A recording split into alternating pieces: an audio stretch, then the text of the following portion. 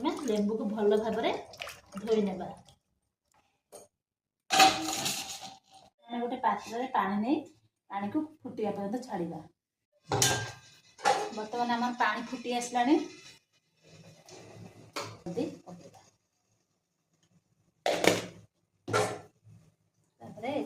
लेंबू को पकाइबा। लेंबू को अल्प समय फुटिया छाड़िबा। लेंबू को 5 मिनट पर्यंत फुटाइबे जेपर लेंबू फाटी न जाए ये भली रहिबो।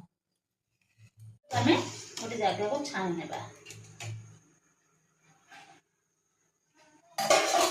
लेंबू सब एबे ठंडा हो जाए एबे ताको आमे लेंबू को काटिबा। 4 खंड करबा। एथरा मंजी सब बाहर कर दवा। काटी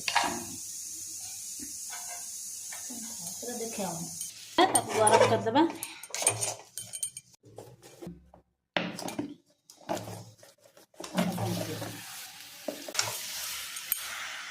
रखी थी मसला पकाइबा।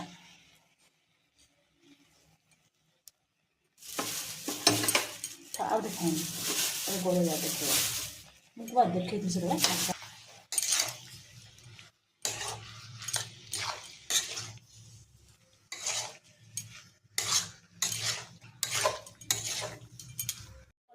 टे काश्मीर चिली पकाइबा।